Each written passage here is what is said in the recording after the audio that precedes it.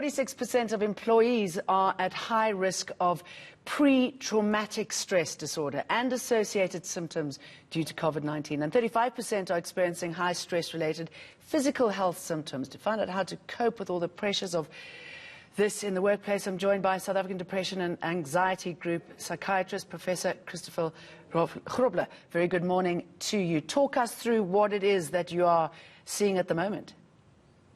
Good morning, Jane. Thank you for the opportunity. Yes, I think COVID-19, nobody can deny the fact that it has had a big psychological impact, I think, on our whole country, and especially in the workplace. So the bottom line is, for me, I've been investigating this for the past 20 years as to how the workplace impacts on an individual. And this conversation has been taking place in other countries for a number of years now, but it's lacking in South Africa.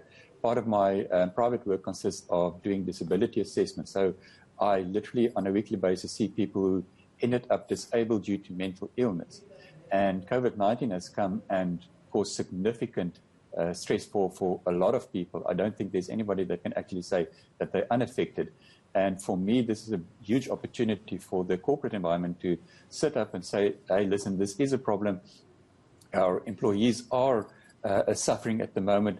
Many of them possibly will develop mental illness. Many of them with mental illness will be exacerbated. And we need to start having this conversation about mental illness in the workplace and take proactive steps to reduce the impact of the psychological impact of COVID-19 in the workplace. How do you identify pre-traumatic stress disorder?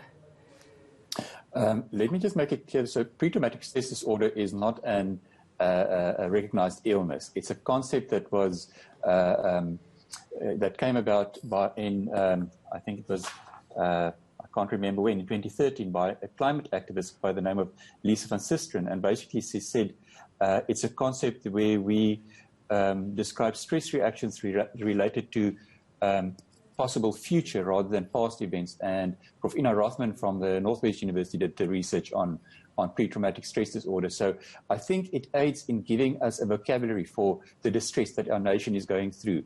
And anybody that ticks the boxes or have those symptoms of flash forwards and physical manifestations of stress might possibly be vulnerable to developing mental illness like depression and anxiety disorders and also post-traumatic stress disorder. So what should colleagues and business owners be looking for now, the sort of the physical manifestations?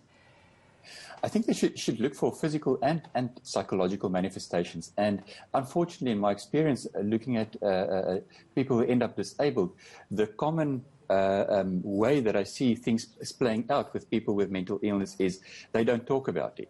We don't have a culture in South Africa, in our corporate environment, well, I suppose in general, of talking about mental illness because it is a highly stigmatized topic.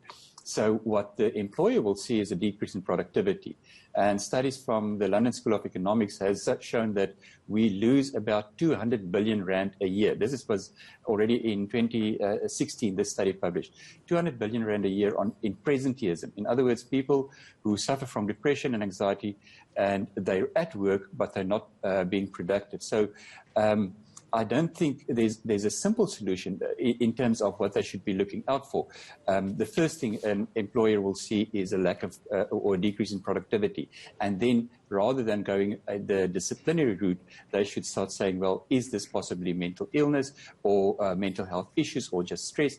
And then start having the conversation. And that's my issue. There's not an opportunity.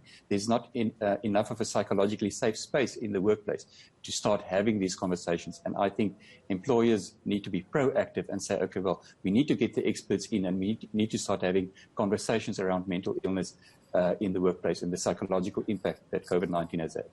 A very important topic, Christopher Grobler. Thanks for sharing your experience with us. Let's take